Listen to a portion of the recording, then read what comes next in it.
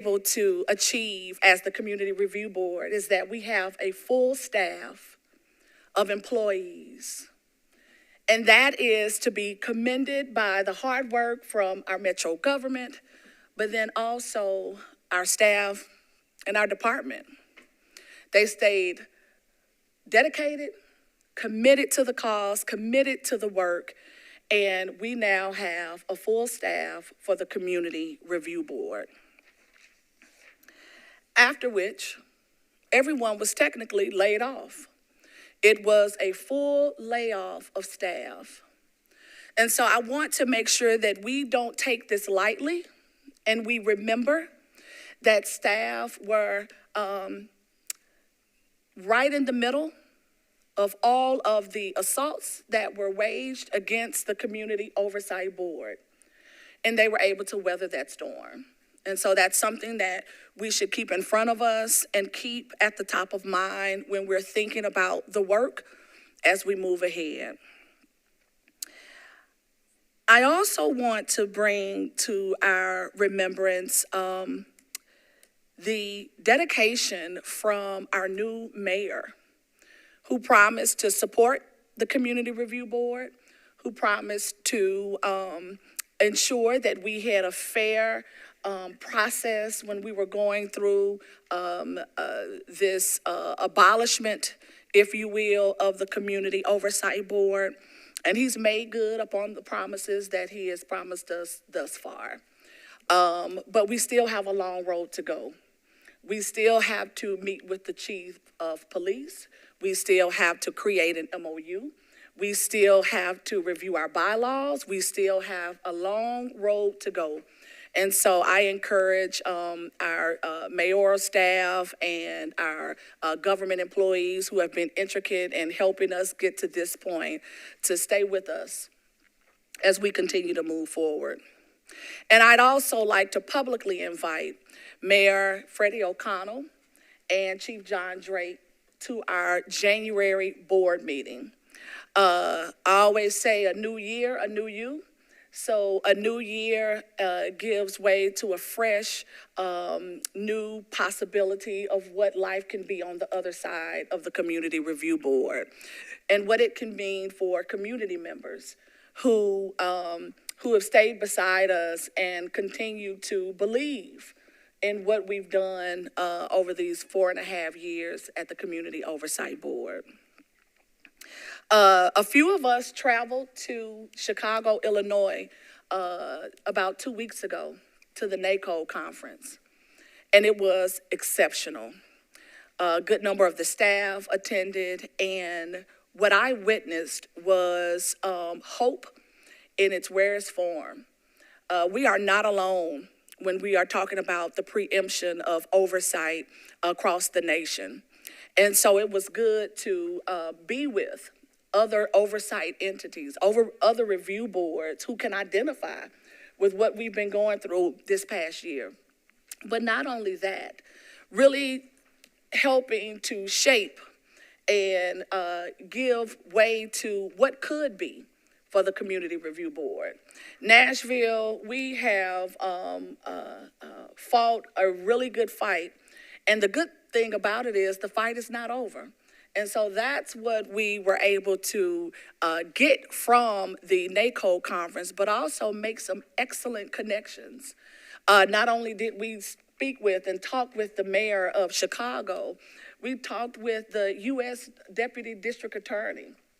We met with the Inspector General in Chicago and in Maryland. So it was an exceptional time that gave us so much, that was so rich in not only knowledge, but really understanding what community review boards can look like after they've been preempted. And so I want to encourage us to circulate that material that we received, Director Fitcher, to the board members so they can get a good understanding of what we had that entire week. I know Board Member Witzel was able to join us as well. So I would like to encourage us to review some of that material when we receive it from Director Fitcher. I also want to congratulate Executive Director Jill Fitchard, who was named as a recipient of the President's Award at the NAACP Freedom Fund Banquet.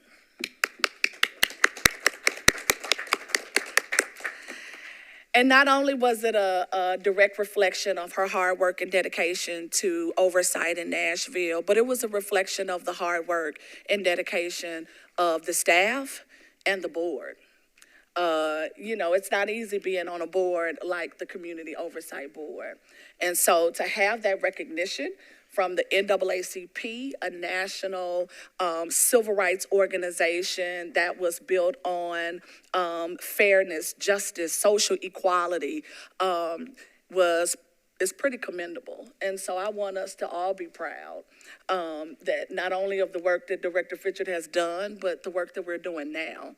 And so I want to encourage us as well to continue in that work and continue to grow in the work as the work continues to grow. So that is the conclusion of my chair remarks. I wanted to make sure that everybody knew the great things that have been going on, and then some things that we have to look forward to.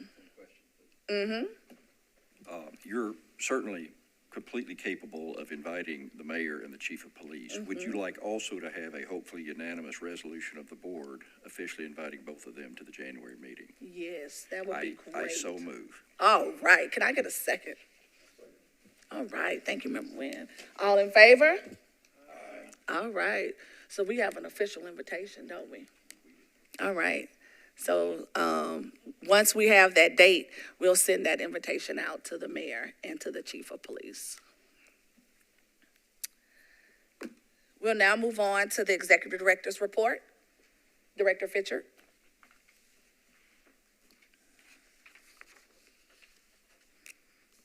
All right, so I did this slightly different than what we've done in the past, simply because we don't have specific rules, and so I just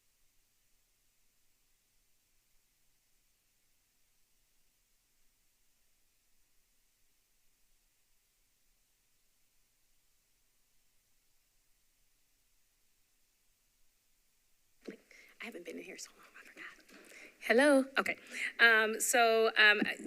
Mr. Kiley and I have talked about this complaint process and how that's going to move forward. And what we've discovered is until we have an MOU, it's really difficult to figure out what this process is going to look like. And so what he did was on, I guess it was last week, Wednesday, forwarded 5 complaints that we received over to OPA for them to investigate. You want to talk a little bit about that? Yeah. So we have SOPs, a framework, draft SOPs that have large blanks in them that I think will need an MOU in before we really know, how much time things are going to take, what kind of materials they're going to give us, and all that kind of stuff. With the complaints now, what we've done to keep them moving without trying to create a backlog is that as of now, because we do not have an MOU, we do not know, and we have not fully consulted with our friends at Metro Legal yet, we don't know the full extent of what this process is going to look like. So I've just forwarded them, basically we are getting the permission from the complainant first. So we're contacting the complainant, explaining the change in the law, explaining the limitations on what we can do, and just asking them, would you like us to forward this on to OPA or not? Most of them have said yes, so that's where those 5 came from, and I sent those over. I don't think it's working. I've tried to. There we go. Sent those over to Director Moranti and Captain Starling and a couple of other 2 or 3 other people they asked me to put on there. But so we're keeping it very simple for right now, but they are at least moving.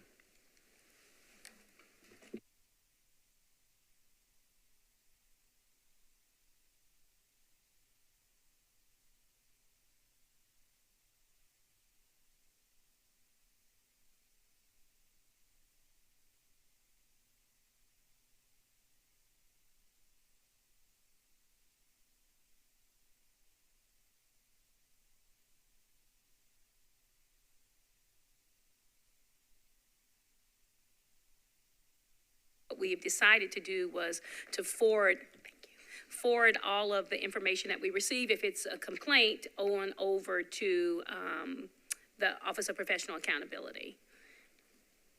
And so we haven't documented those as complaints that we are not starting our process for complaints where we would investigate those until we have our stuff set up. So I would say sometime in January, once we have our January meeting, we have an MOU in place. If it takes longer than that, is when we will start processing complaints so that we can also receive them back.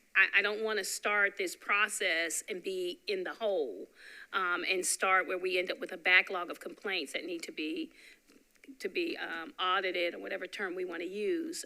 So we're waiting. So as we get them in, we just are going to forward them over to them in that regard. And I will say that on the back end of that, so for these that we've sent over, given them our case tracking numbers and all that, so when they complete their process, I don't know if they're going to send them back to us or not, because again, no MOU, but when they do complete that, we are tracking those numbers. So if the board, when those OPA investigations are done, if the board would like us to follow up and try to audit them, we will at least have the numbers and know, all right, this is what we sent and when.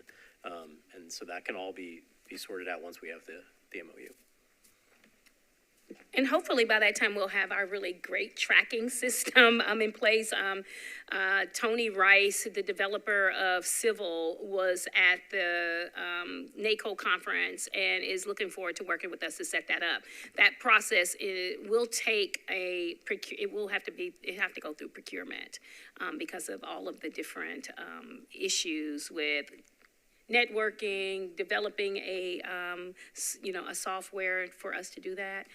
But of course, when we were there, we found out that many agencies across the country now have started using Civil, and so we are on the back end of that a little bit. So I'm assuming that the cost is going to be not significantly more, but it's going to cost more.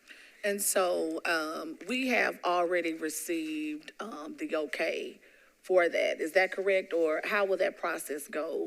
No, we haven't received the okay. The only thing that we received the okay was that if we decided to move to the JIS platform, that we got that approval. But this is still, it has to go through the finance process, the procurement process first. Any questions about the complaint process? Member Witzel and then Member Goddard. I'm assuming that like anyone who has a complaint knows, or they could always come back to us if they didn't want OPA to have their complaint. They could wait until we were in place and ready to take their complaint. They have that option. Yeah, and you have to remember the process is that the complaint has to be closed. Oh, okay. Right, Yeah. so there's this language in the law that says that we get the complaints back once they have been, their investigation is complete and closed. Gotcha. So, yeah, we want to make certain that we're educating the public when they call us about that. And so Dave has worked with Simone about that as well. She's doing the intake on that. It's not a process that I'm super comfortable with at this point, but since we don't have an MOU in place, I think it makes sense, instead of just having complaints just stacked up and nobody's, getting that information. It's better to have it go there and they start a process than not to have a process at all. Absolutely. Member Goddard. Executive Director Fisher, this is out of order in your report, just scooping it to later or towards the end. If the board shares this interest, I have a significant interest in looking at officer-involved shootings that have happened after January 1, which we still have jurisdiction of, if I understand right. I'm looking at the two lawyers on the end. And whether, especially now that we don't have full things back to work on, whatever else, there are any of those where we opened files, I think most of them are director files, that we could pick up and look at and put in requests for OPA's files and take a look at officer-involved shootings and review those. I think there's a significant, some of y'all know much better than I, but I think there's a significant community interest in officer-involved shootings, and having a third party, specifically this third party, take a look at that. I would be very interested in pursuing that, if that's both legal and appropriate. Yeah, and I think that there's only been one since July 1, but I mean, since we didn't get anything, but there were, of course, there was some that happened from January to July. And we got most of the information. It was like 3 of them that we did get information, CAPS and From before the change. I may be misreading or misremembering, but I thought we had jurisdiction for anything after January 1.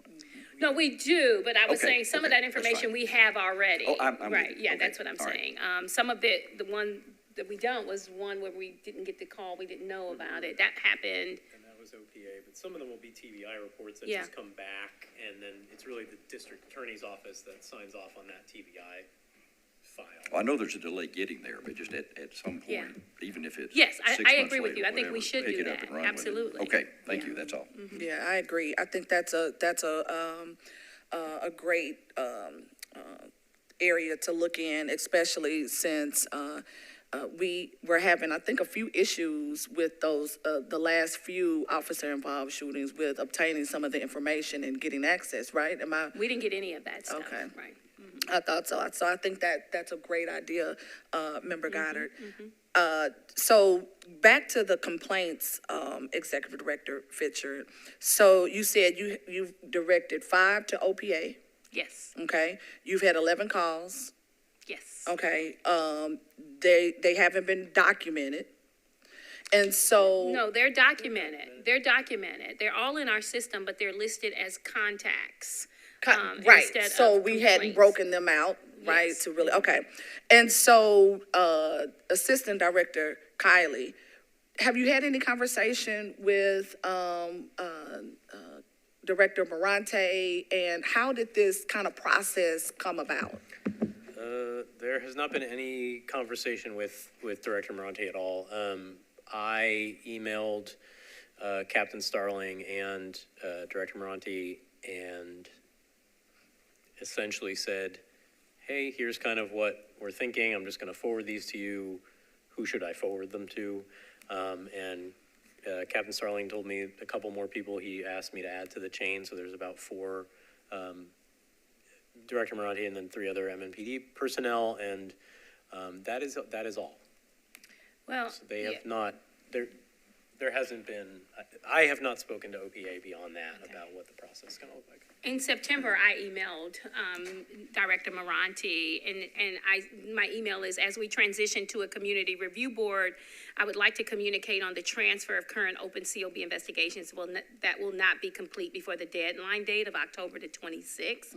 Due to not having access to MNPD records, body-worn camera video, interviews with officers, or any other key factors. Please let me know if your department has worked on a policy related to the receipt of complaints from the new CRB, and share with me any information that you deem necessary for our agencies to start the process of sharing information. I sent that to her September the 27th. And she responded that she says, thanks for reaching out. We're willing to take referrals in whatever format you wish. Their only requirement is that they receive all the information that we have in each case, that we may email the information over to her.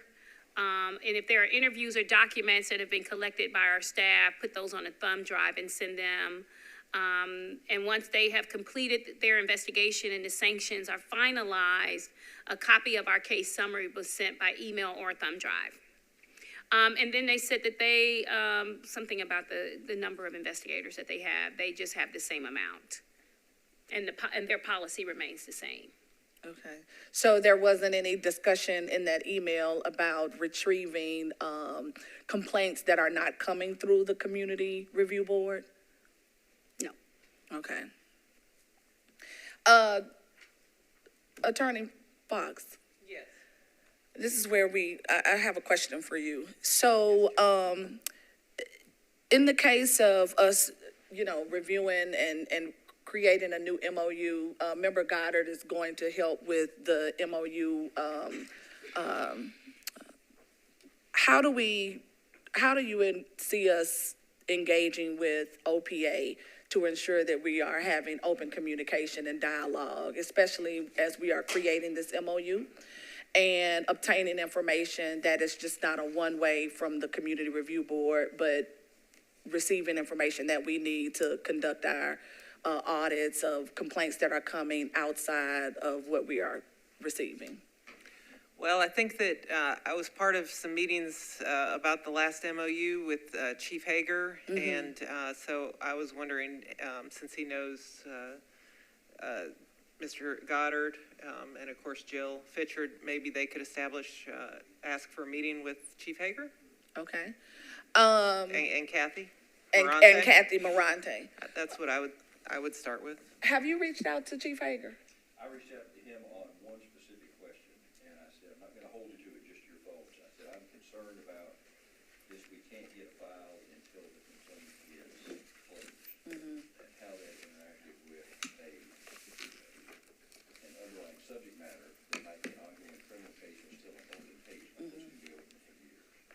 And his response was helpful. He said, I view those as two separate things. When the OPA investigation is closed, that's when we go to documents. If there's an ongoing underlying criminal case, there may be redactions of some things in there, and we'll just have to deal with those on a case-by-case basis. But it's not a situation where we've got to wait till the end of the underlying criminal case, till it's closed, before we get our documents and move forward. Okay. I view that as positive. That was just a big enough overriding issue to lots of things in my mind. I did want to reach out to him, his initial thoughts on that. Okay, but no discussion on the MOU and starting those conversations back and getting a new MOU for the Community Review Board. So none of that. No specifics. I did generally mention we would need to revise the MOU. I didn't say a new one. It could be either one revised. Right, right. In light of the statute. For the new department. Right. Right.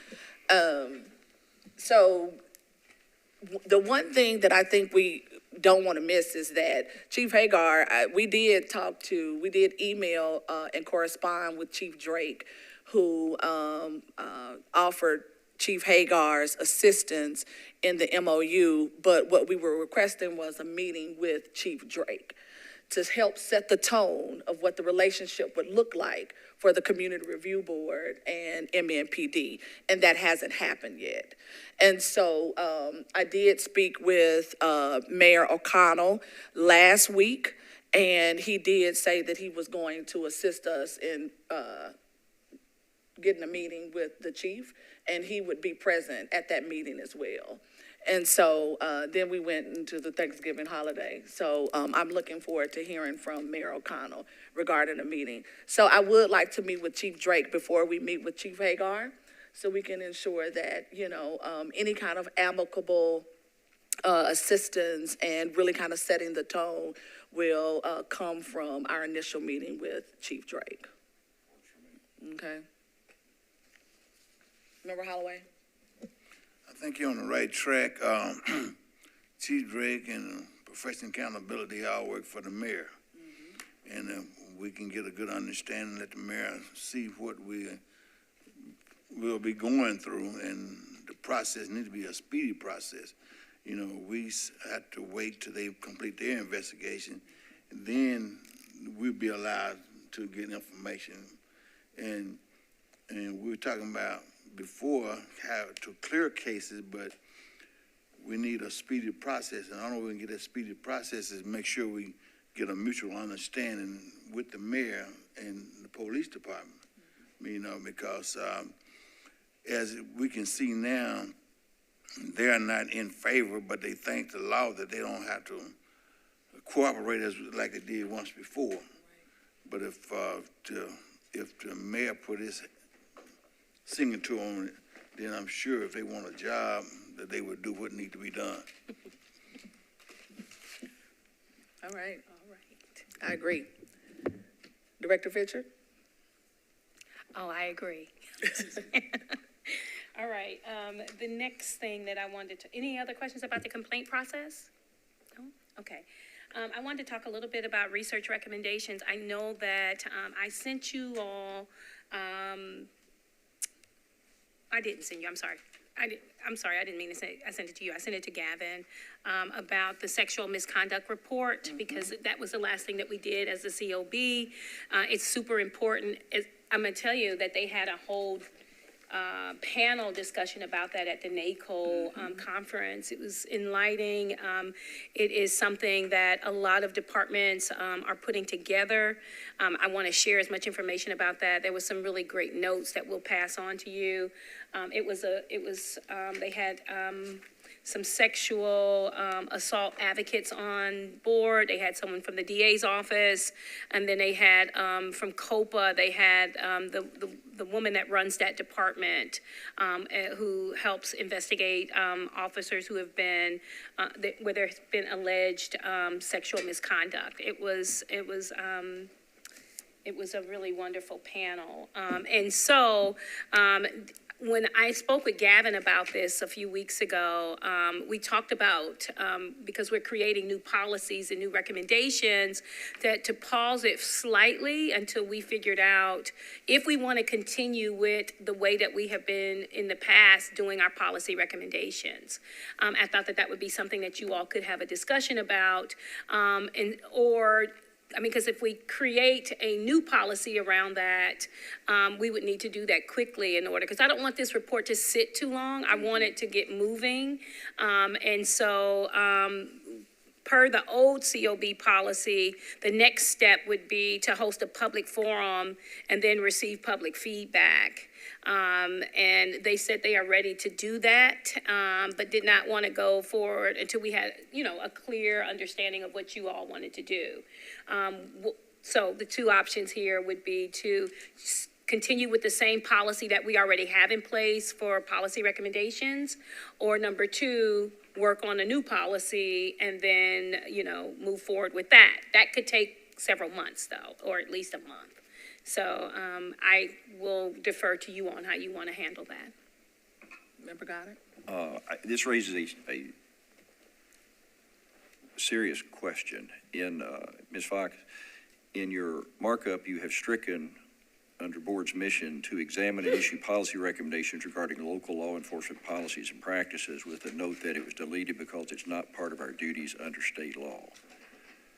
And obviously, Jill, your comments assume that we do have this authority going forward, which I think was my understanding. This may not be the place to have this discussion, but those are two diametrically opposed things we're talking about here. We need to run it to ground. We do. And so what I would suggest is that everyone have an opportunity to look at the red lines that we were given for our bylaws. And then at our next executive committee meeting, where everyone, all board members are invited, that we be prepared to discuss what some of these red lines are.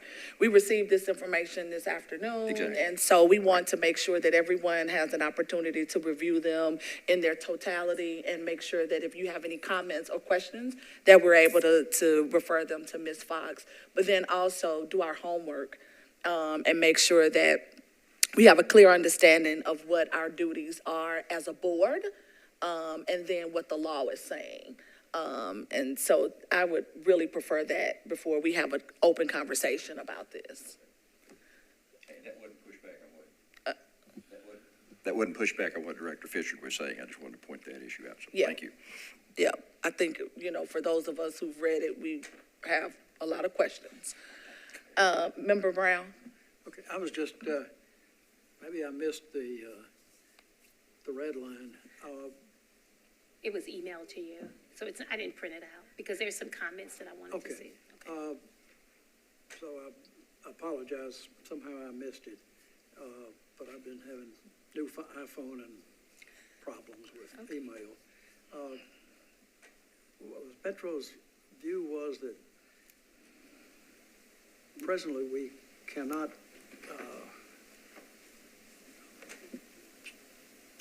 issue a report such as the sexual report. I'm not exactly sure what the sexual report is, but my opinion of your duties are pulled from the statute. So that's what I've been looking for. So if you can share with me where you feel something is justified in the statute, I'm very open to reading it with you and talking about it. But I'm less comfortable implying that you have the duties that you previously had, since the state legislature unfortunately seemed to be trying to curtail your duties. Because at one of our last meetings as the review board, as the oversight board, I believe we had a resolution to proceed forward with it. We did. And so I'm also, I guess the other side of that question is there anything that prohibits us from doing it?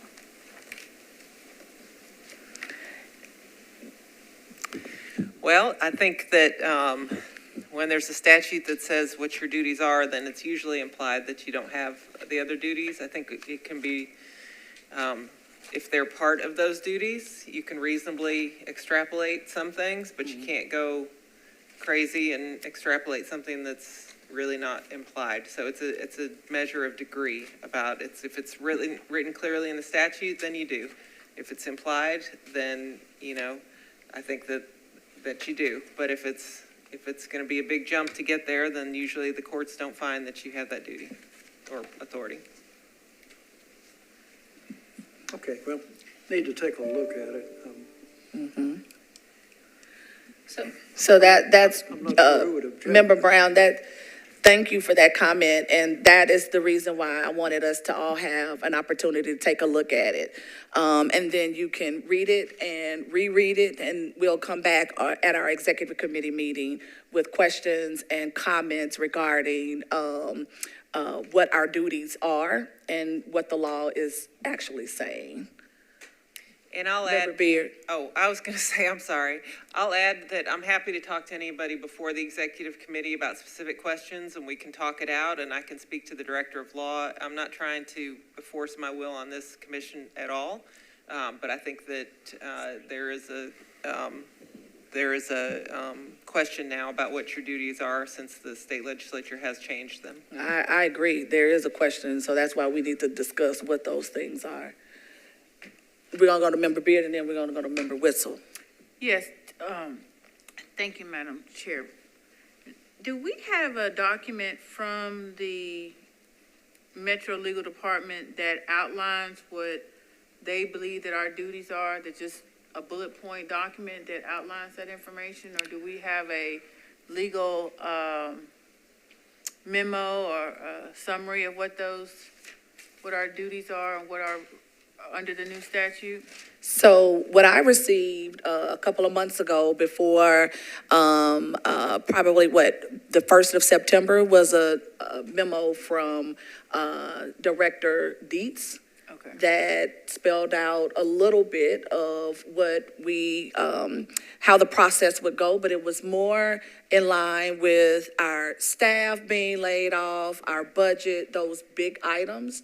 And so it did point out some legal, It did point out some major, I read that Yeah. same document, but That's I the do only not thing I've believe that- received. I do not believe that we have a document that sets forth what our, the scope of our duties are. no, Right. I And have I not do seen think one. that that is something that we need to request from Metro Legal, as the, legal department of the city of metropolitan Nashville. I know that we have comments in the bylaw document, but I do believe that a document that sets forth our, responsibilities and the scope of our duties would be beneficial to us as we review the bylaws. Because bylaws are standard procedures and other legalese, but I feel that even for the public, to understand what this new board scope is and what they expect, from the board would be beneficial. Right, thank you, Member Beard. Member Witzel? I was just curious about when the executive committee meeting is.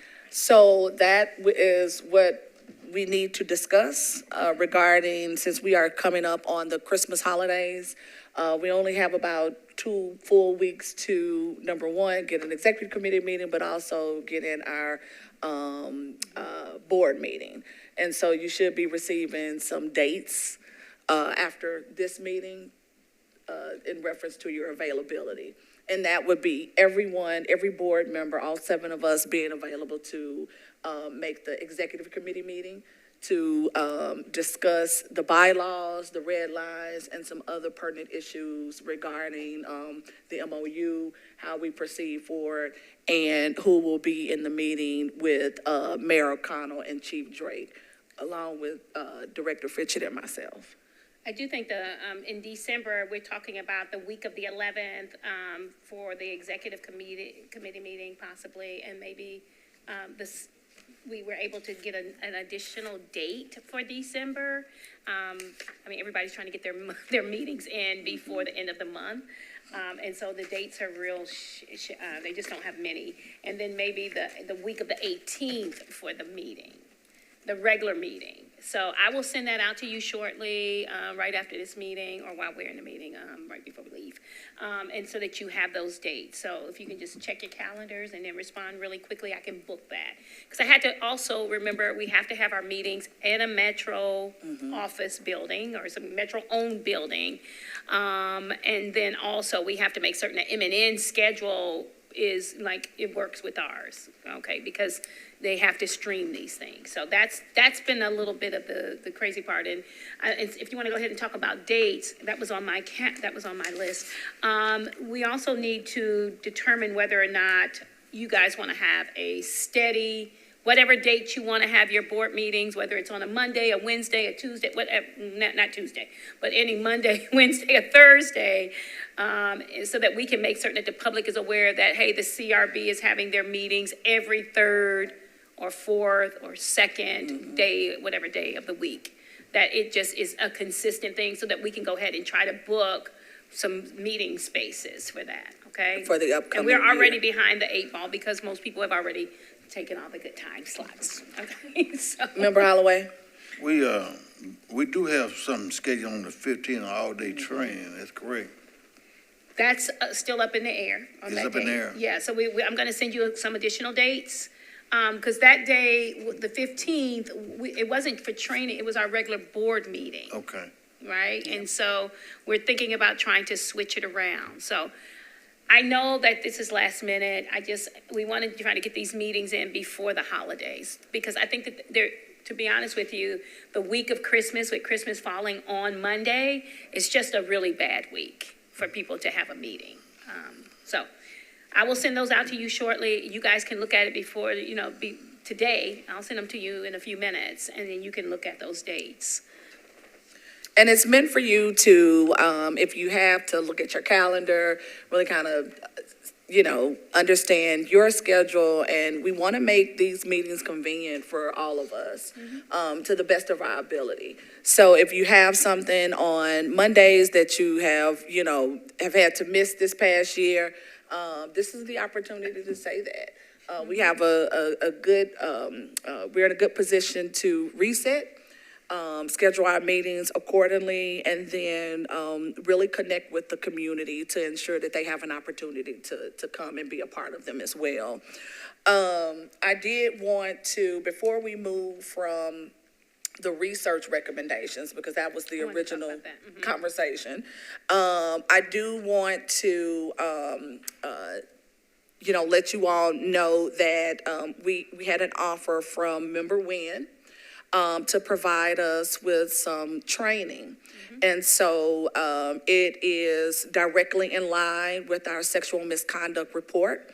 It arms the board with the necessary training that it needs to handle a report and research of such nature. And so one of them will be trauma-informed response to victims of crime. That is a 90-minute training. And so it will be, critically important for us to carve out time within the next 60 days or so to take part in some of these trainings. And there's another one, officer-involved domestic and sexual violence. And so it would be upon us to ensure that we have the proper training to, move forward with research of this caliber. Director Fitchett? Yeah, so on that, I just wanted to read a little bit what NACO for the title of their panel discussion. It says, attendees at this conference will benefit from learning about COPA's trauma-informed sexual misconduct investigations, including a victim-centered joint interview approach that is memorialized in a memorandum of understanding, where victim interviews are conducted jointly by COPA, the Law Enforcement Bureau which is Chicago Police Department's, they call it BIA, Bureau of Internal Affairs, and prosecutorial agencies, which is the Cook County State's Attorney. So all three of them jointly do this process. Additionally, panelists will discuss the historical path to civilian oversight of sexual misconduct investigations in the city of Chicago, including COPA's creation and structure of its Special Victim Squad, a specialized team assembled to investigate these allegations. The role of victim advocates to ensuring a victim's health, safety, and wellness in a sexual misconduct investigation, and COPA's collaboration with leading advocacy agencies, and COPA's vision for future advancements surrounding civilian oversight of sexual misconduct investigations. And so although we're not doing it as specific like that, our report is not talking about us investigating them any longer. The fact that I think having this sexual misconduct recommendations to the police department, and then of course us having the ability, to review it afterwards, I think is very helpful to our city, to victims of sexual assault and misconduct. So I'm looking forward to that discussion at our next meeting. Yeah. Member Wynn, I wanted to ask you, could you give us a little context in, your trauma-informed response to victims of crime, your vast knowledge on sexual misconduct? Could you give us a little insight, especially regarding and pertaining to the research report that we received, and how we can move forward with that, and really not only assisting the community members of Nashville, Davidson County, but also really leveling up our sexual misconduct policy and how the MMPD handles sexual misconduct at this current time? Well, there's two different things. One with COPA, with Chicago Police. One with COPA with Chicago Police. They're obviously the civilian oversight that in the past would review, and I know this because we did the review when I worked on this project for the Civil Rights Division. We were the ones who did the report on this, and then they're implementing the findings. That's what you all heard from Chicago Police. There was a disconnect between COPA and the Internal Affairs Division at Chicago Police. They weren't talking to one another. But Chicago Police did not have a sexual misconduct policy. These are two different things. There's policy, and then there's application of the policy. And the application is, how do you join with other groups to investigate these allegations that's transparent, where the public can trust it? So they had to come up with a policy first, and I understand they just agreed to their sexual misconduct policy. And the foundation of the Chicago policy is what our research group has already put together in our report for Metro Police. Two of them that stand out is the IACP's policy on sexual misconduct, which includes not only sexual misconduct against fellow members of the police department, but citizens. So it's a two-part process.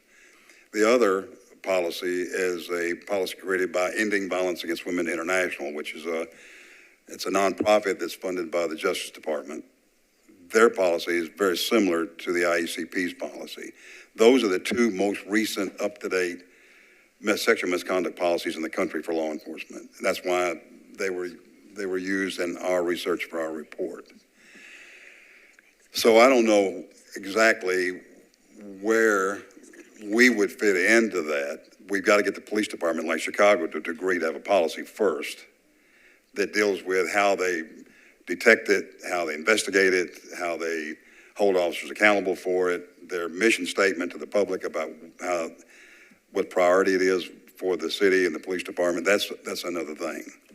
So it seems to me that we might go through the same process that Chicago's gone through with COPA, how do we fit into that process, if we do fit in that process? And how do we fit in under the new regulations under the state law that limits what we can do? That's my understanding of what's happened in Chicago and what I think what should happen here. First of all, the police department needs to say, okay, we agree, we need a sexual misconduct policy. Now let's start there, and then we'll work out whatever recommendations a group, whoever that might be, would say, yeah, we want to be part of that process as well. Because the problem with sexual misconduct is there's such a low reporting. Community oversight boards, and you all know this, are designed for people who are too afraid to talk to the police. And this is really exaggerated with sexual misconduct. So it just seems to me that whatever happens in the future with us and the Metro Police Department, we should absolutely be part of some management, some governing, some recommendation for the police department to hold their officers accountable for sexual misconduct because the reporting is so low. So that's the sexual misconduct piece. The other part is the trauma-informed response to victims of crime. And I have to say that probably in the last maybe 10 years, we've really got a little bit better understanding of what all that means. Victim-centered, trauma-informed is the new sort of catchphrase for reform policing. And victim-centered is a process where the victim plays a bigger part in the law enforcement, the criminal justice process, because you can't force someone into the criminal justice system because of the consequences of it. Fear of retaliation from the offender, fear of exposure to the public. So there's a new thinking about this today, where whatever the apparatus looks like in the city to deal with any kind of traumatized victim, they have the option to go into other people besides the police department. An instance would be spousal rape, when we don't use that term anymore because rape is rape, but reporting rape against your husband has a consequence to it. If you talk to the police, that somebody's going to jail. If you report it to a rape crisis center, they give the option of confidentiality. So victim-centered is a new approach that law enforcement is playing a part in, because if we demand that the victim report something before they get services, then a lot of victims won't report. So that's victim-centered. So the victim-centered part is them having some say in the process. The trauma part of it deals more with the neurobiology, and this is what happens to you when you're traumatized. And the new thinking on trauma is based in scientific knowledge from the Canadians and the researchers in the U.S. around fragmented memory, the problems with remembering things that happened to you that most people think you should remember. And I have to tell you, it's ironic, because the new thinking in trauma comes from traumatized police officers. The Canadians were the first to see this when they started interviewing citizens after foot pursuits. It was in Winnipeg or Windsor, one of those cities. And what they saw was the officer's description of what happened. This played out in Chicago, where an officer in a foot pursuit last year shot someone throwing a gun away in an alleyway. This all played out in that process with Chicago police not long ago.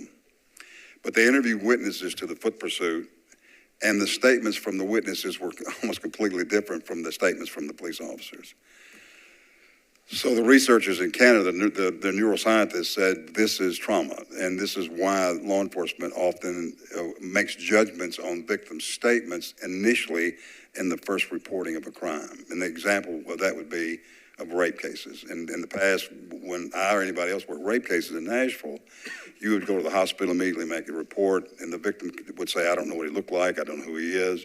And we would make basically statements in our narrative of the report saying that the victim wasn't reliable. The case would be reviewed by a sergeant, it would be unfounded, it would be dismissed, and it wouldn't even make it to the prosecutor's office. Earlier than that, the prosecutor's office here in Nashville demanded rape victims be polygraphed before they were introduced to the criminal justice system. That's not unique to Nashville. That was national standards for years. They stopped doing that.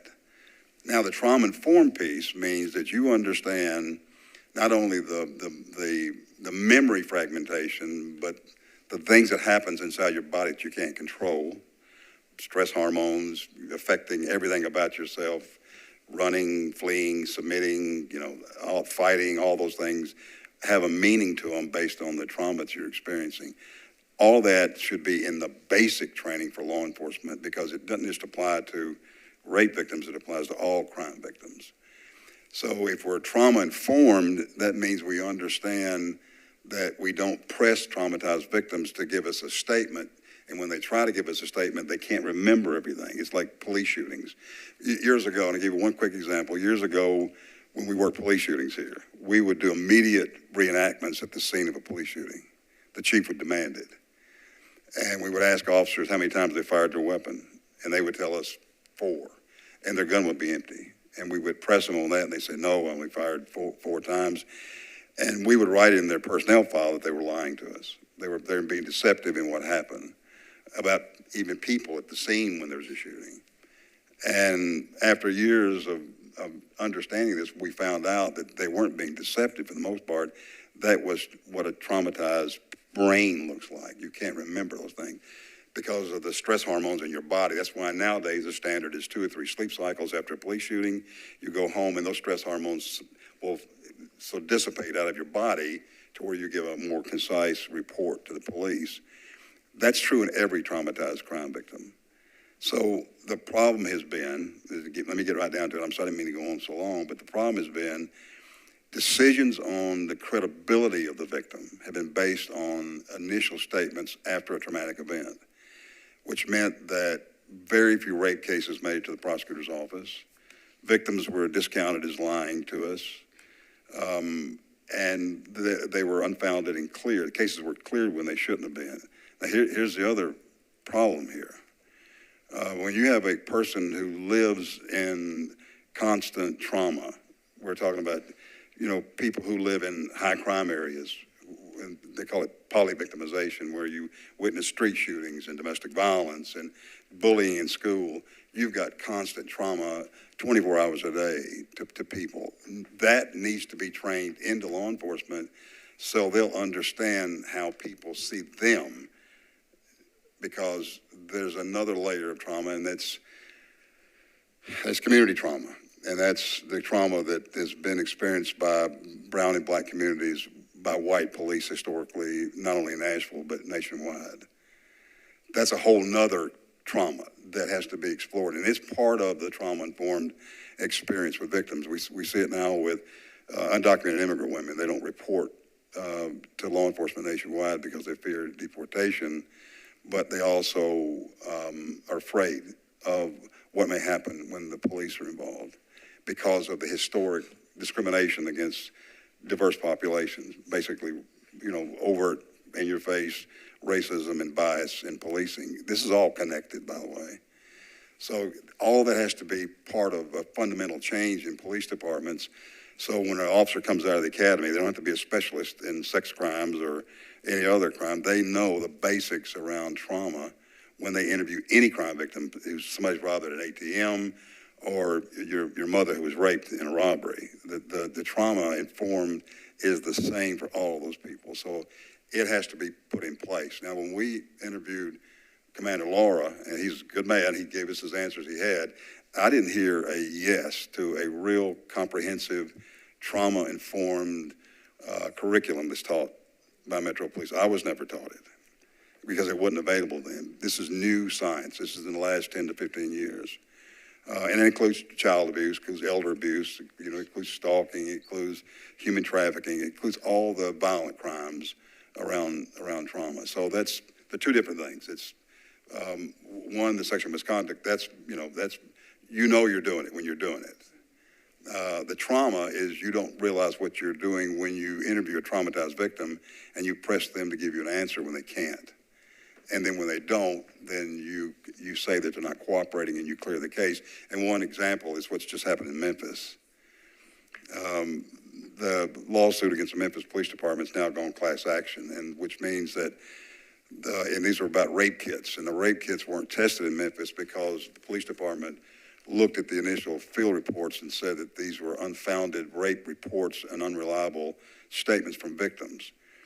And there were a large number of women who were raped by people the suspect's DNA was in the rape kits being housed by the police department, but they didn't test it because of biased decisions not to test the kits. So women were raped by people who should not have been raped because the suspect should have been held accountable.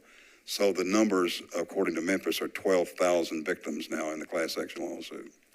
This is how all this is interconnected and co-occurring.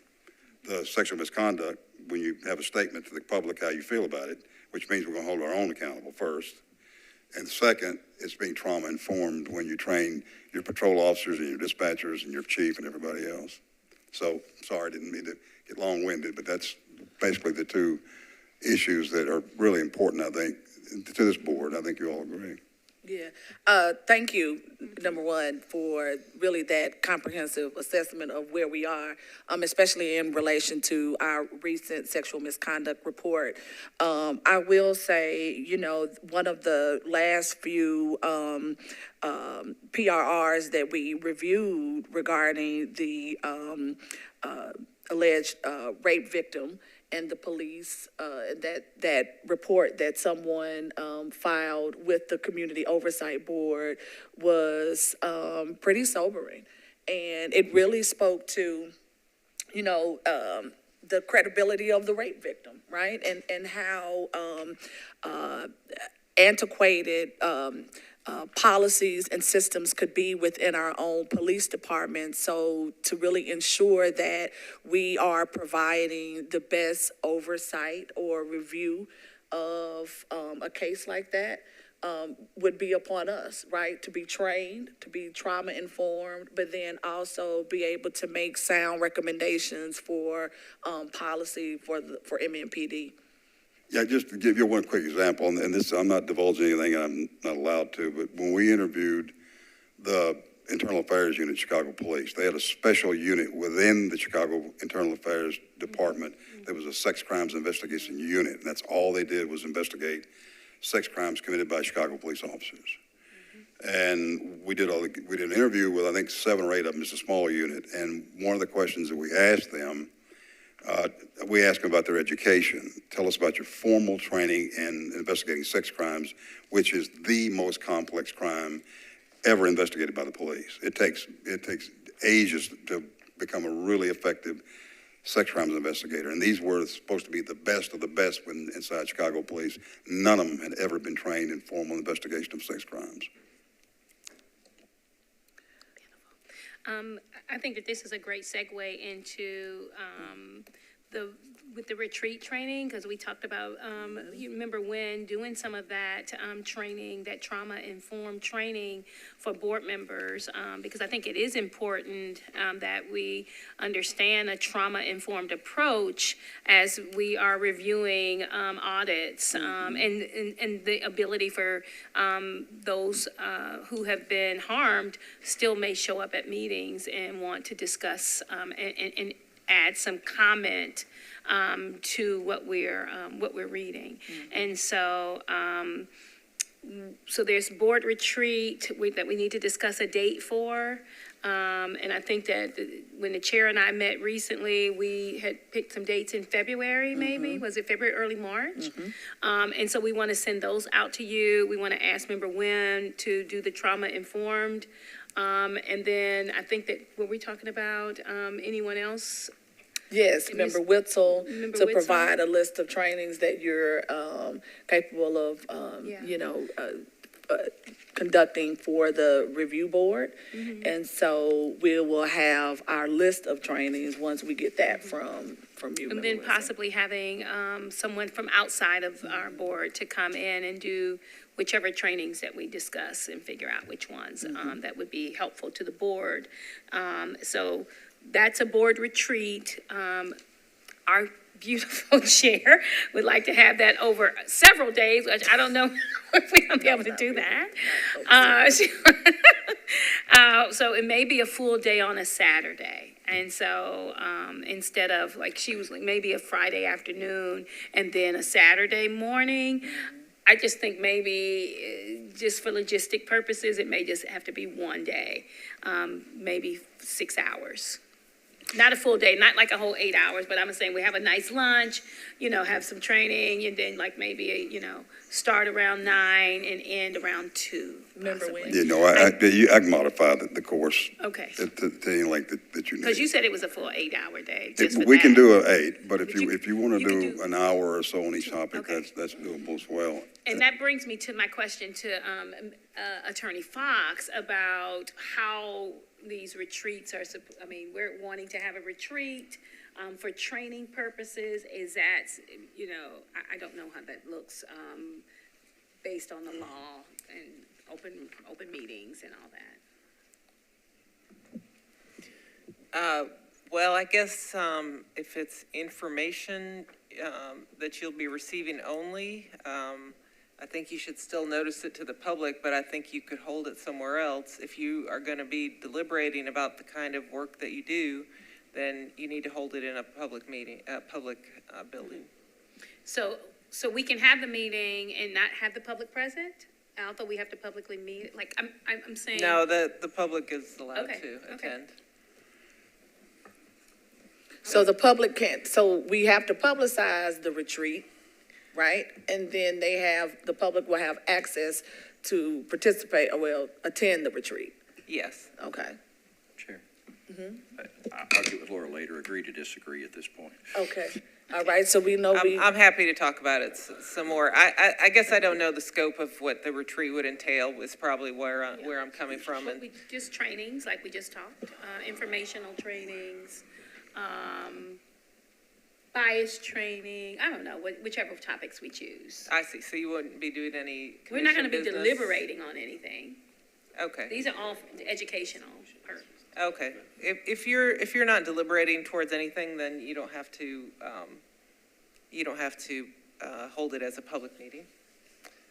Some commissions do when they do training, but you don't have to. Thank you. Remember Yeah, when? one last thing, and I promise I'll end it there.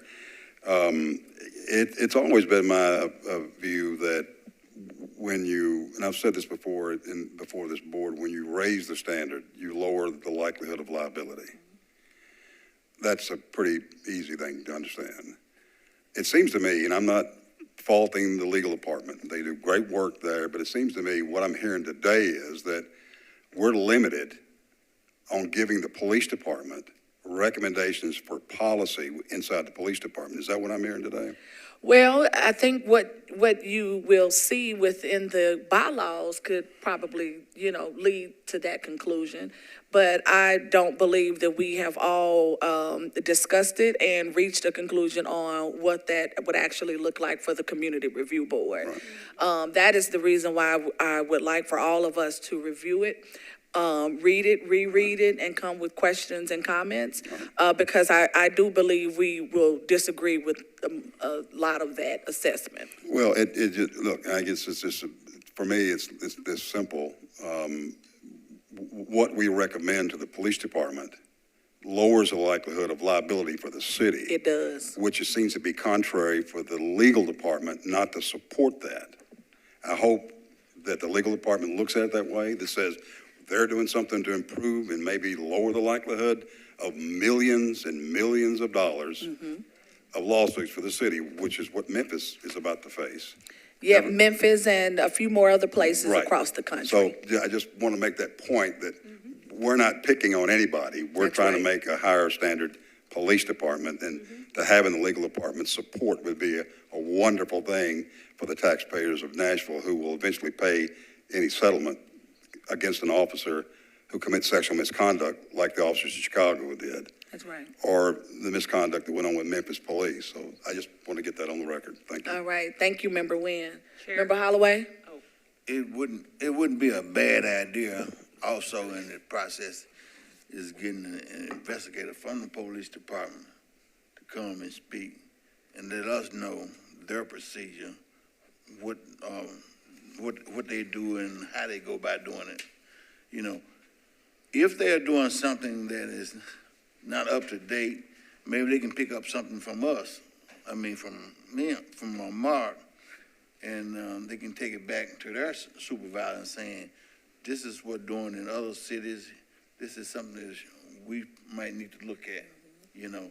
And if it shows that this is what they're doing and we gotta record it, then we have something to deal with, you know. This is one of your staff people, this is how they do it, and you also are having this problem with the police department. So, something need to be done, a policy need to be, you need to do a new policy on it, you know, like I said, save millions of dollars, you know, because a lot of companies are being sued, and it almost looks like, how do I get paid? Hate to say it like that, but it kind of look like that sometimes. But a victim is a victim, and you have to treat them like that. That's right. Member Witzel. Yes, I don't want to get too far ahead because I know we have a lot on our plate, but I'm glad to know that we're able to have a meeting, what's the word for it? The retreat. Glad to know that we can have the retreat without just us collectively, just the board. But as Member Nguyen was speaking, I kept thinking about the public. And thinking about how if the police are more trauma informed and then we are, but what about the public, the community knowing those things they should be looking for in that care or that service that they get from police. So I would love to see us at some point be able to find a way to extend that information to the community so that they know how they should be treated in these particular situations. All right, I think that'll be right in line with our community engagement and communications that Director Fisher hopefully will speak about. Attorney Fox.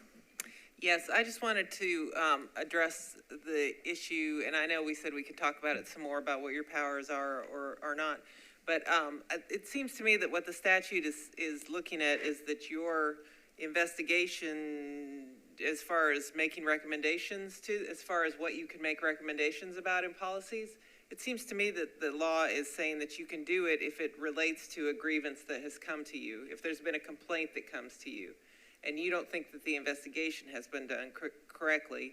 That seems to be what the law is envisioning, that you would focus on that and give recommendations on those subjects. I think it's a different question whether you just issue recommendations, hey, here are the most recent best practices. So I think there's a little bit difference. The statute seems to focus on the complaints that come to you, that you're going to be reviewing them and making recommendations on those kinds of issues. And how those recommendations correlate with the complaints. Okay. All right, that'll be interesting to dissect attorneys on the board. Member Brown? Well, I guess just as a hypothetical, if we generated a complaint and then it processed through, would that give us leverage? Like a director-initiated complaint. There are director-initiated complaints that seem to be envisioned in this statute, yes. All right. Okay. Thank you.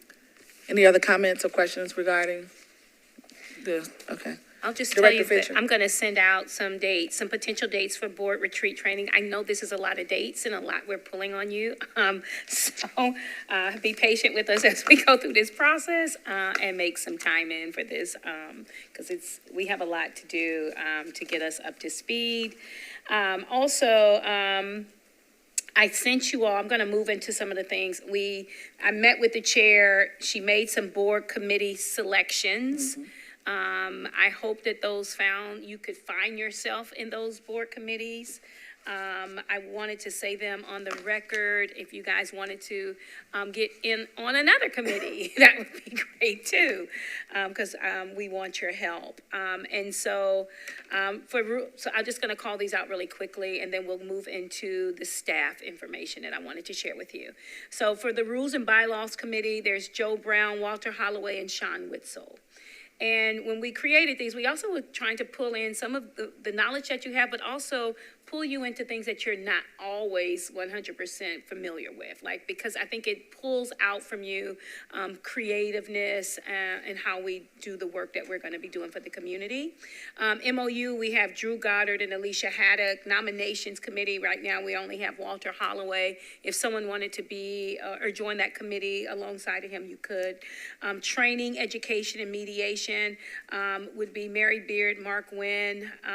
Budget, Drew Goddard. We know you showed a special interest in that, and so we need to get together Did a great job. pretty soon because the budget season starts January. So I'm assuming that in December we might get those little notes that get ready, it's coming. Communications and outreach would be Alicia Haddock and Sean Witzel. And so that is for board committees that we are needing to stand up this board. And so right now, we know the bylaws that we have are under, we're going to be reviewing those, but the rules, I don't know how we would be able to create these rules without the MOU agreement and knowing exactly everything that we're doing because the rules kind of spell those out. I mean, what we have now and what Wally Dietz had sent a long time ago was the information that was pulled directly from the law in regards to how complaints and the process works. That sounds great, but I don't know how that works in real time when complaints come in. I do believe it's a guide, but not necessarily the exact how we will set the structure up. And then also I was looking at what Knoxville was doing since they were grandfathered in. That's the word that the House representative used. And so I wanted to just determine whether or not Knoxville was doing it the way it's, you know, the way that the bill spells out. And if they were doing something slightly different, that I think then we need to just look at that and see if it is something effective that we could use as well. So any questions about your committee membership? Okay, all right, I so. do have a Okay, go comment. ahead. I'm sorry. I would like to join the MOU committee. Okay, hold on. Okay, what'd you say? I would like to join the MOU committee. Okay. I have And, experience in creating MOUs with the federal government, state government, other governments, so okay. very happy to And join. Joe, Member Brown said he wanted to be added to that one too. To the MOU committee? Okay. Anybody else? Yeah, I mean, not for that, not for that one. I'm closing the MOU one. No, I'm just kidding. And so, just for clarity, this is in addition to the committee that you're already on. Yeah, All right. okay. All right, so, One second, Okay, sorry. Director Fisher. Member Goddard? Most of us know this, but help me out. All these committees will be public, if their meeting will be a public meeting, and any member of the public, including any board member, can come. Board member are encouraged, if you want to come, hear the discussion, perhaps a little more right than the general public to comment on the discussion, that's always okay. Being a member creates an obligation to try to show up to as many meetings as possible, if you're a member of the committee, but others are encouraged as well. and when the MOU committee, like, I think setting priorities, discussing, you know, the stuff, and then there's always usually spokespersons that, you know, do the negotiation process. But however you guys want to do that is fine with me. I just wanted to show you, kind of talk about what that looked like, and we can do that in one of those meetings. So I'm going to move on to the information I sent to you. It said board members have been paired with staff to work collectively on a project that will assist with building internal structures. Because what I heard from my staff is that they wanted to be involved in this.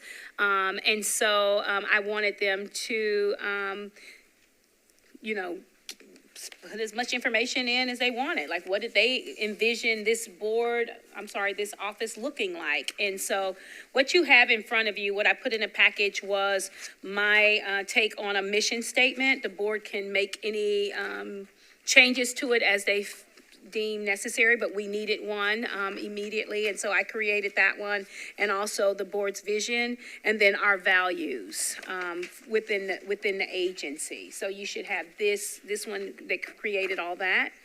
And then the next thing that you have is a community engagement values inquiry assessment activity. This is and if you look at those values, we try to incorporate those values alongside this little worksheet. Those values were relational, community history, collective ownership, collaborative work, cultural integrity, inclusivity, equity, all voices, all people, and spirit power. That is just a worksheet so that you can figure out where you are as it pertains to community engagement. The next one was specifically for whatever group that you were in. And so I'm going to start with compliance and intake. That is Joe Brown and Alicia Haddock. You would have received a mapping like this for you to work on yourself. It will be helpful when you are dealing with your other staff members. And it just was, some of the topics were voices. You have the groups, youth and young people, senior, golden agers, elected officials, other metro agencies, nonprofits and community organizations, complainants and victims, criminal justice stakeholders, and board and staff. And some of the questions that you had to ask yourself are, what makes this group instrumental to our work? That's under importance. Engagement is, how do we center their voices in our work processes and develop collaborative work? Benefits, how does having this group contribute to diversity, inclusion, equity, and integrity of the agency? And if we can't say diversity, we'll, what is it called? Inclusivity or whatever. And then added value, the gift of having this group included. What would be missing if this group was not involved in this effort? And so I would like for you all to center those things. The staff members have already done that part, but I think it's still important for you all to think through that. And then when you meet with them and get their information, they're going to do presentations. They have been working on this. I asked them to have it ready by the first week of January. Someone from that group, whoever the leader is, will reach out to you to give you whatever information and updates on what they've worked on. And then hopefully by the first week of January, the presentations will happen either in an executive committee meeting or maybe a regular full board meeting. And that is pretty much all we had. And then what they were doing, what was important here, the things that I thought was super important is, how do we center the voice of the community, which I already talked about. And then the 3 E's, which would be excellence, effectiveness, and efficiency. Are we doing this work in excellence? Are we effective in our delivery and how we're doing our work and our processes and systems? And are we being efficient? And that means, making certain that we're not wasteful of our funds and whatever else, our time, our resources. And so that pretty much is it. If you have any questions about that, let me know.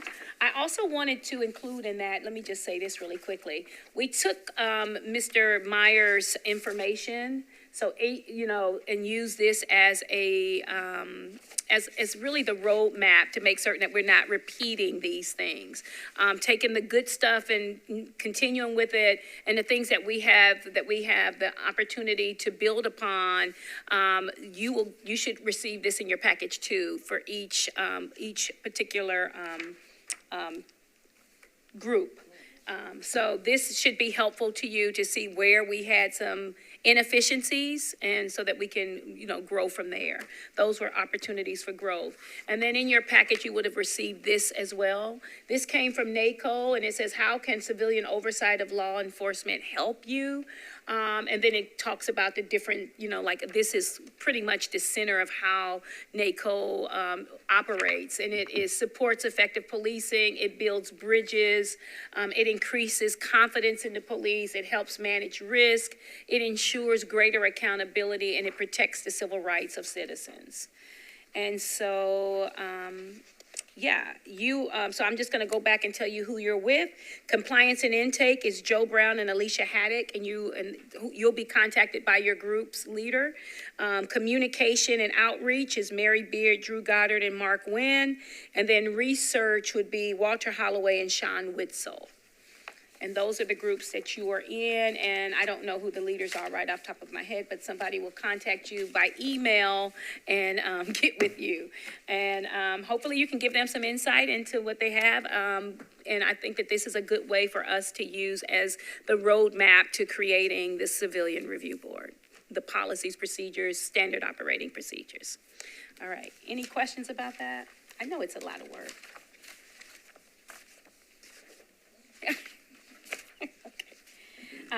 The last thing about that is, this is your questionnaire for your group. You would have received that. I think that these questions, we went through these questions and thoughtfully created these, our leadership team, and created these questionnaires. And they're to help you with your group. It might be helpful to see what the group has also answered. They look like these. So, research and policy questionnaire is going to be specific towards that. Communication, outreach, and engagement is going to be specific. And then compliance and intake. If you didn't get those, here you go. You can have those.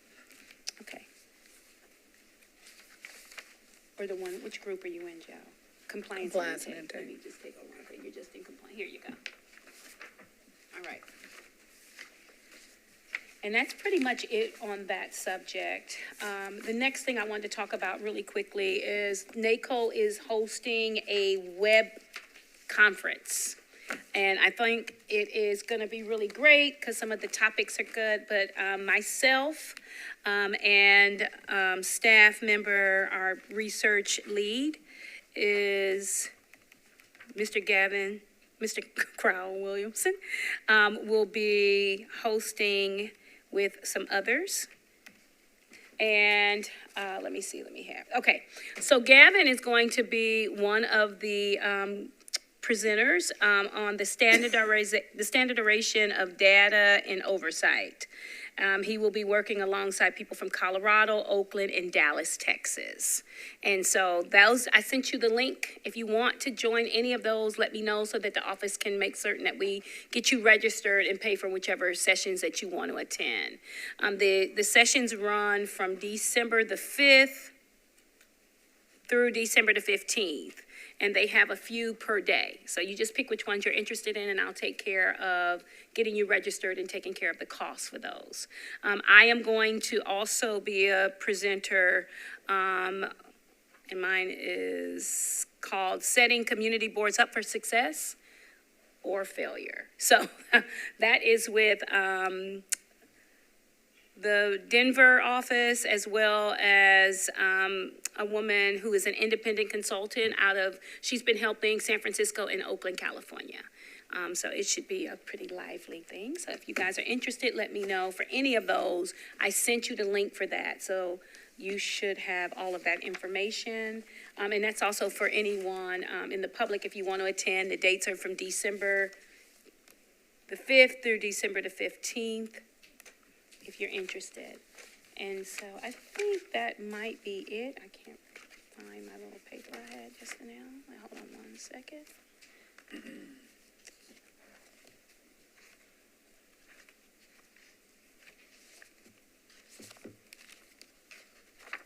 I think that's it for me, Chair. All right, thank you, Director Fisher, for that report. It's very thorough. I think you're telling us we have a lot of work to do. That's what it sounds like to me. Member Wynn, Member Beard, thank you for joining the MOU, Member Brown, the MOU committee. I think we have a lot of work ahead of us. We'll now move on to our public comment, if we have any, and we do not have any public comment. So we will move on to new business and announcements. Any new business and announcements?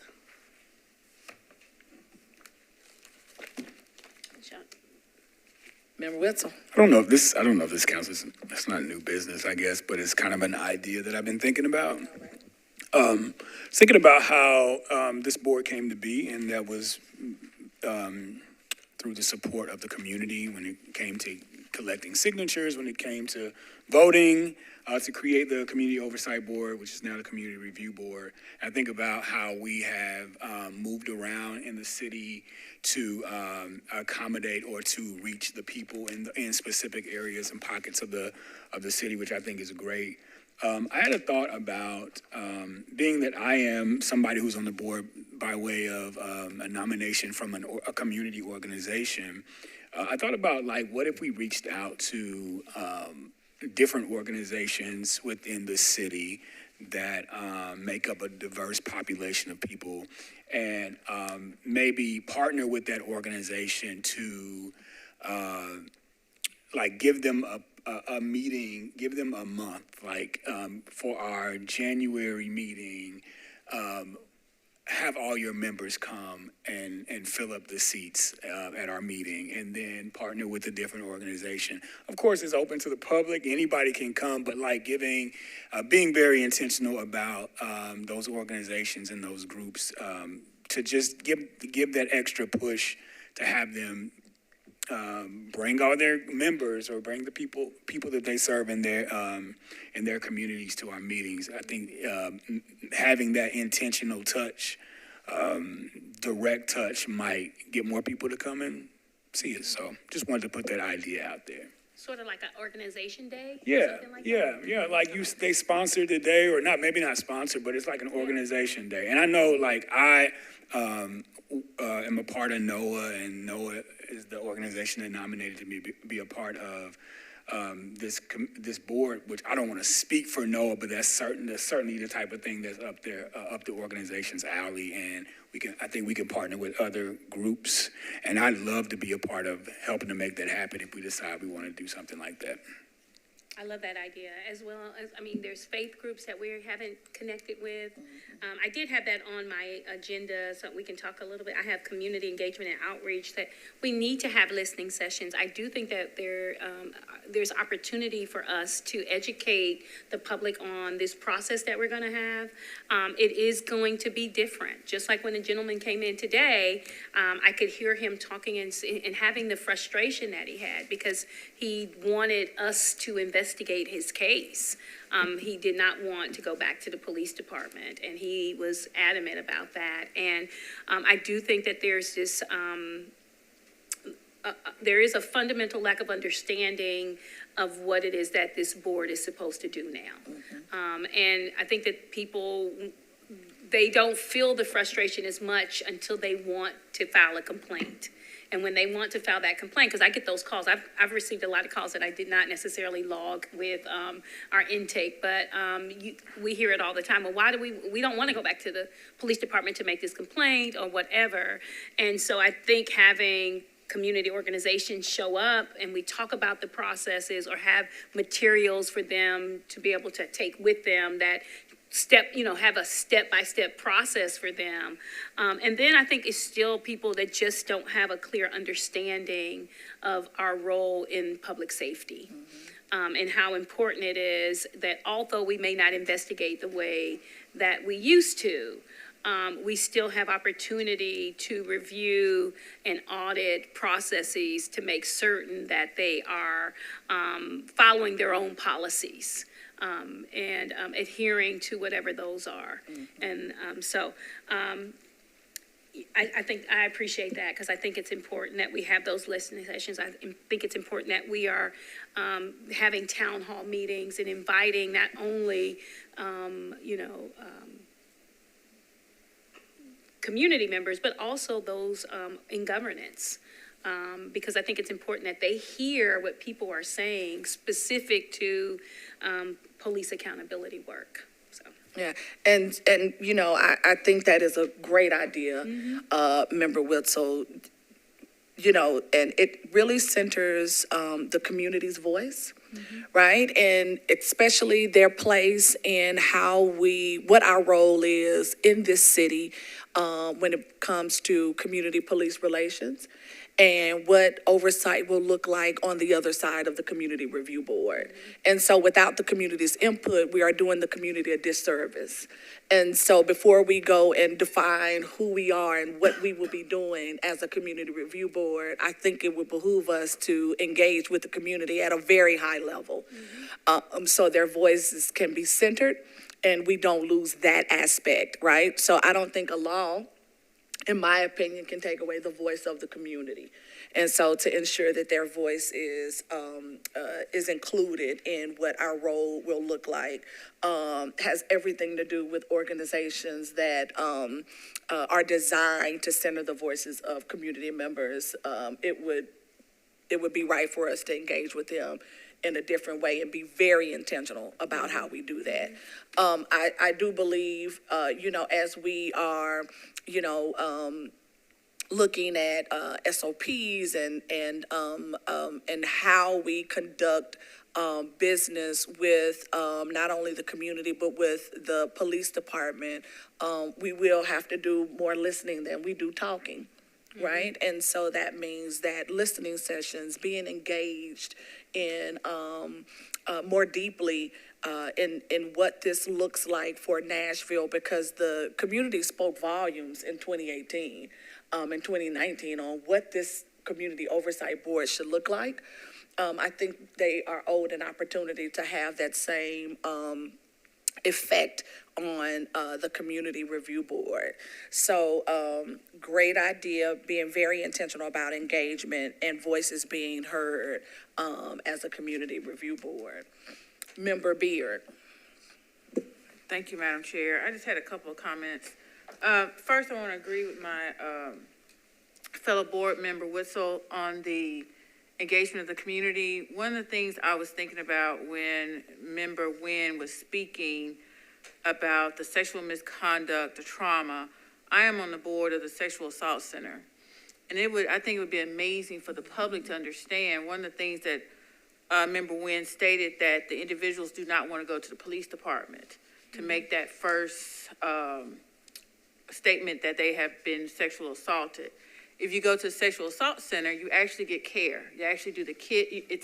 It's the place in Nashville in which victims can actually go, so they do not have to go to the police department. And they have trauma training and they have counselors. I mean, it is really unknown to probably the mass public about that service.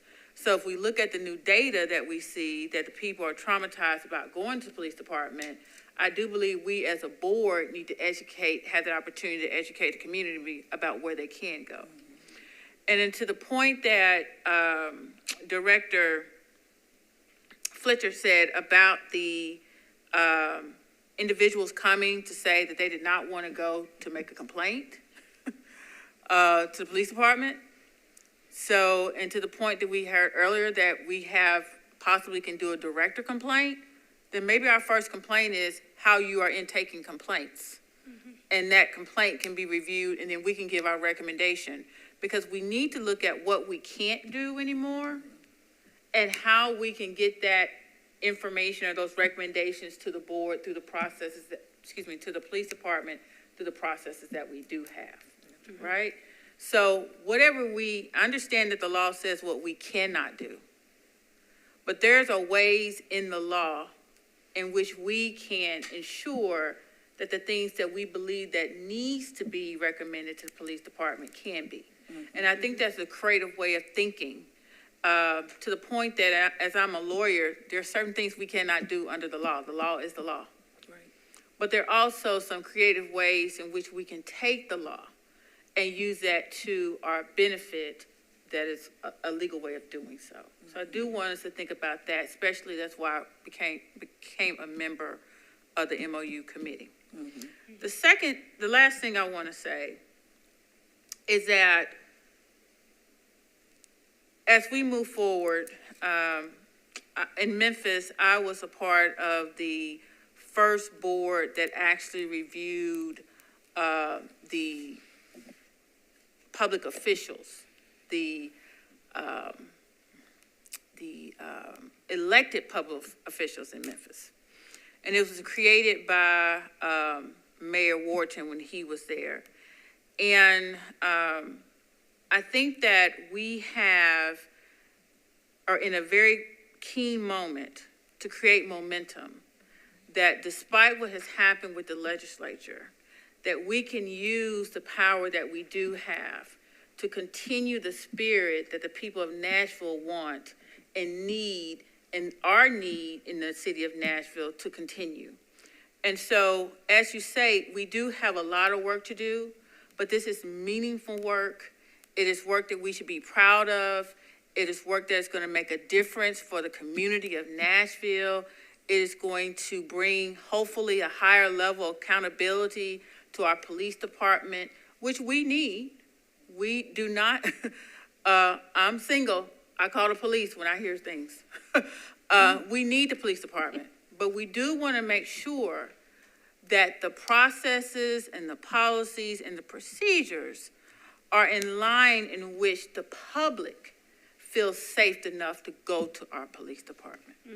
And so that's our goal. I am so excited to be on this board at this point of time. I kind of got in on the back end, but I'm definitely excited about creating a board, the policies and procedures that will greatly benefit our Nashville community. All right, thank you, Member Beard. I heard the passion in your voice. Thank you. I must want to give you an applause. Member Brown. Just two short comments. You know, we basically say we allow 2 minutes for public comment, which is pretty short. I know as a practical matter, you don't enforce that in many cases, but I wonder if people see that and think it's not worth doing it. So maybe we should formally extend that time. The other thing is, 2 or 3 of our last meetings, we ran into a problem where we had to be out at a certain time. Right. If we're going to get more people there and more comments and more stuff, I think we're going to need to schedule where we can, I hate to say run more time or start earlier or something, but we run into a problem with have to be out by 8 o'clock. Member Brown, that is an excellent point. That's an excellent comment. So as we are thinking about Member Witzel's, idea of inviting community organizations for people to speak, because if they're here, I'm sure that they want to be on record and speak, then we have to take into account where we're having our meetings. Before, 7:30, we're wrapping it up. We're wrapping up cords and moving chairs. And so if we're going to do that, we have to make sure that we take that into account as well. So I agree. Thank you for raising that point.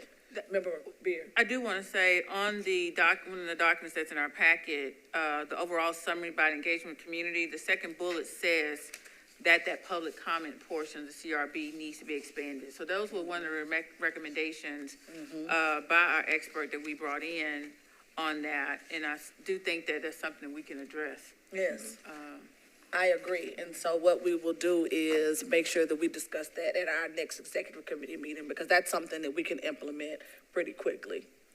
Yeah, we don't set the tone for that. I mean, if we do it at rec centers, they close at a certain time, so that means that I think what we have to do is cut down our own public commentary, if we want I don't know if that's going to happen.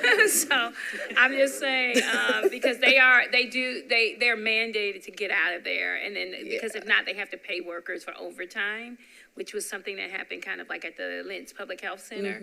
So we just have to find a better and creative way. Here is always open. Right. We have the ability to extend the time pretty much. But is this the place that we want to conduct all of our meetings? I don't know. So that's something that I think who's ever on the community outreach and engagement committee, yes, so we can get some work through. That's a good point as well. And so that's why I was thinking that we are mindful when we are inviting organizations where the meetings will be, right? So if we're out in the community, it may not be one of the sessions where a community organization is being invited. It could be something a little bit more not more creative, because that's the most creative, but, it would just determine where we have the meeting. So, and let me ask this question, to Ms. Fox then. Is it just set in stone that we have to have our meetings, within a metro government agency? I know that initially I was told that it's in the codes, but is it a way that if,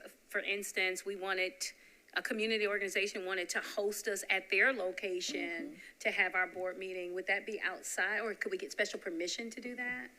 Let me check on that. Okay, all right, that'd be great. Sorry. I don't think we need to change, the public speaking to 2 minutes.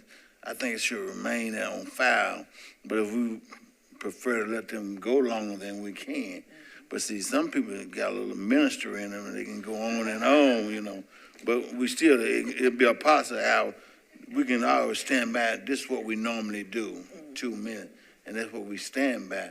But if we want to let them go a little bit longer, you know, if it got some concrete information, then you can, you know. But we got something right and said, well, that's what we normally do. Okay. Thank you, Member Holloway. And I also think it would be different if someone is presenting on their organization versus public comment, right? So if it's a presentation, you know, under the guise of public comment, that's something totally different. And so they would be on the agenda if they needed a significant amount of time. Edie, And just for community outreach things, I think I get a lot of invitations for community engagement and outreach.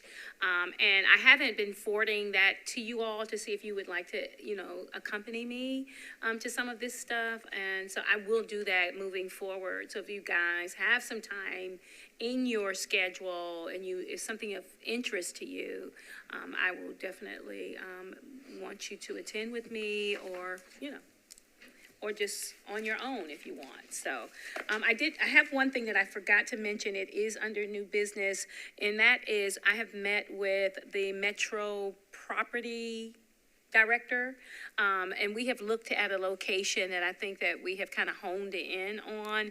And I looked at multiple places over the last few months, and I think I mentioned a couple to you all at the last meeting. One was in Donaldson. It was it was near the, I guess the post-certification training thing on Lebanon Road. It was pretty much a gutted building that the social services, they're moving there.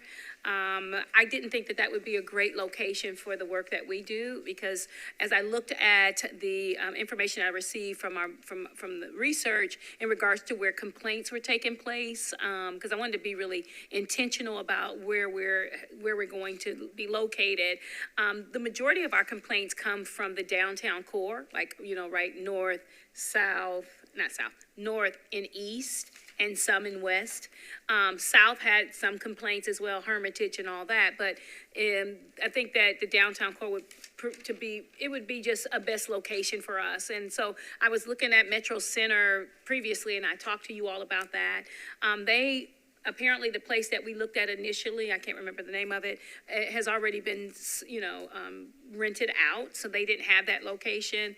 The second place in Metro Center, I think it was really expensive, and since Metro Action Commission as well as Social Services did not want to be at that location because they didn't offer them what they needed, I think that, because they wanted to kind of lump a lease together, which makes sense, that didn't work out. So the place that they showed us was downtown. They gave us two options. One is in the same place that the public defender and some others are going. I can't remember.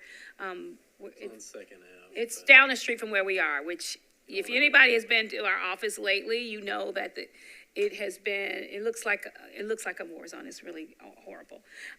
So I decided that wasn't going to be a great place for us for accessibility purposes. And so the next place they showed us was inside of the LNC Tower. And so that, although it is downtown, it came with parking spaces, and some other things that I think would be fantastic for our office. Although we are working on, and it was already built out. So that was also a big thing that was important because some of the other locations were not built out and they didn't know what the time frame would be. Our lease expires on May 1st. We're hoping to be able to move, right at that time. And we would, if we moved into this location, we would have minimal, reconstruct, what do they call it? Like renovation. Yeah, renovation. retrofitting. Yeah, we wouldn't have to do a whole lot of that. And so I talked to Chair Haddock. She visited the location. I took the staff to visit the location, and I think that everyone was pretty satisfied with it. And so I just wanted to put that out there. We now have to write a letter for justification because it is more square footage, although it doesn't really seem that way, but it is. And so they are asking that we write a letter to justify why we need that amount of space. So that's the next step in that. So any questions about that? No? Okay. That's it for me. All right. And so the completed process for moving Director Fitchard, we'll do the justification, and then what will come next? The justification letter, and the renovation, there was some minimal renovation there, that was needed. The cost is a big issue because, it's gonna be a big issue with anywhere we move because they have to build out the infrastructure for the IT and all of that. So that's where the money comes from for the move. So we would be asking for that in our budget, request. Mr. Goddard.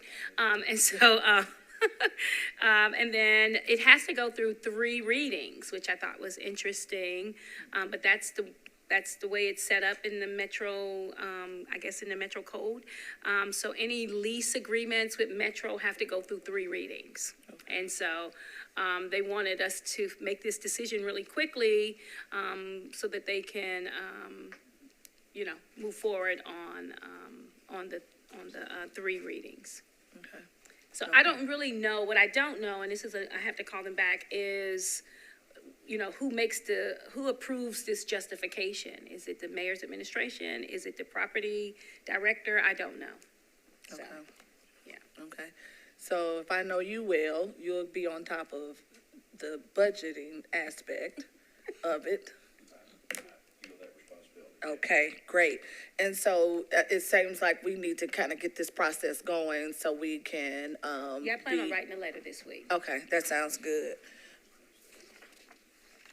Okay.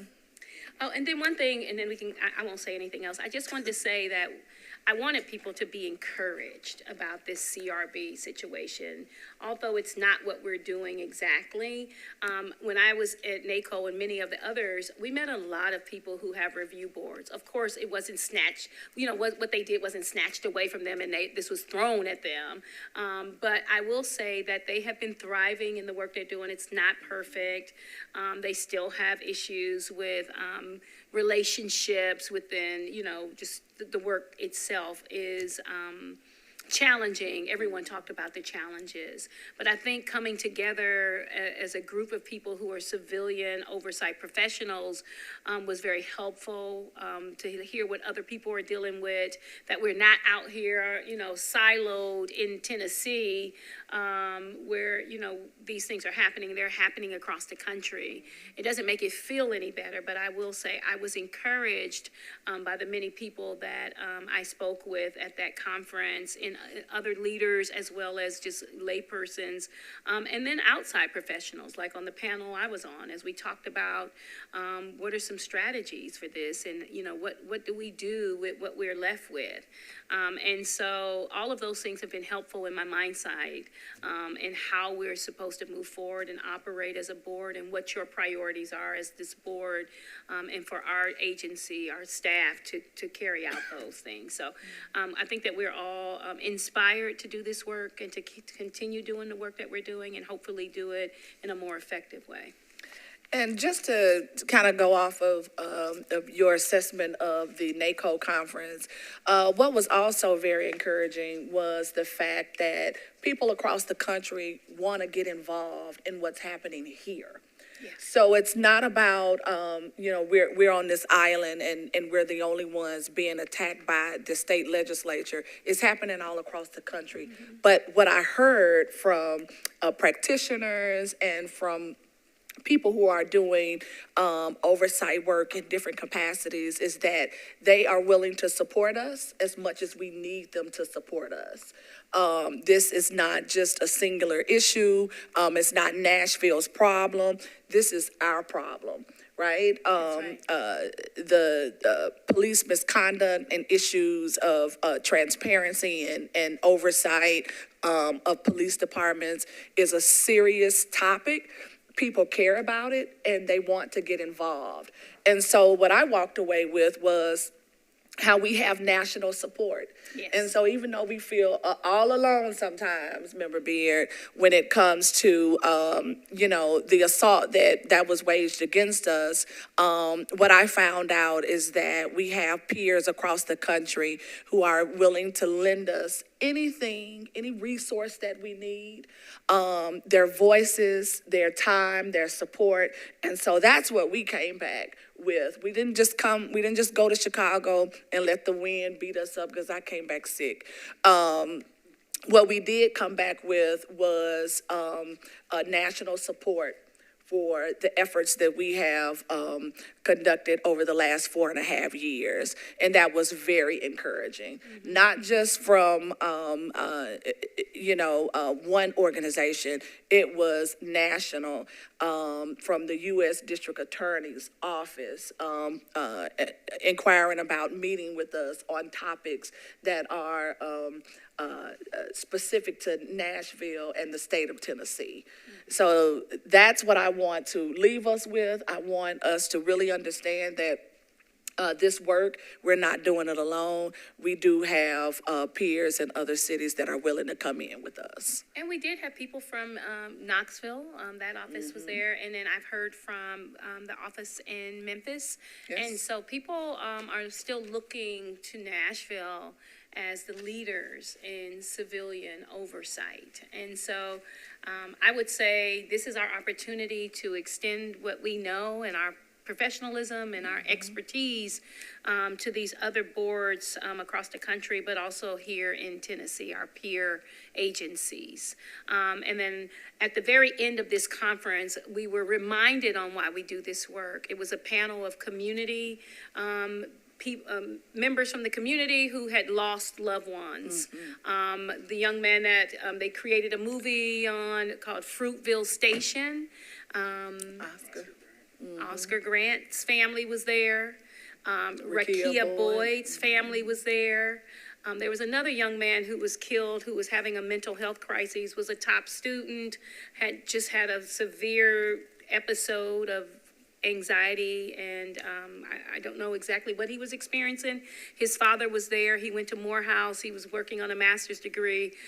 He had some kind of episode. I don't know if he was, what he was experiencing, and he was fatally shot by the police at a car dealership, and they thought that he was, breaking into cars or something. And so we heard from those families. It reminded us why we do this work. I think although the tragedies were there, I think that we were left with feeling inspired. I went on to the Cultural Center, which was right down the street, where Rakia Boyd, she was killed by an off-duty Chicago police officer in a park. She was unarmed, and they had a whole exhibit on Black women who were killed by the police. It was called the Black Girlhood Altar. It was very sobering, but it was very, I felt really connected to the things that I saw there. And so I will say, if you all want to look at that, you can look at it online. It was very inspiring for me. All right. Although sad, but still very much inspiring. Reminds us why we do the work. Yep. So, if there's anything else, any additional new business or announcements? All right. All right. That brings us to the last item on our agenda. All right. Can I get a second? Second. All right. All in favor of adjourning? All right, this meeting is adjourned. Thank you. Thank you. We're right on.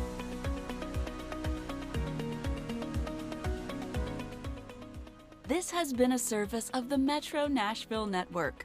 If you would like to see this presentation again, or for more information on this and other programs, visit nashville.gov.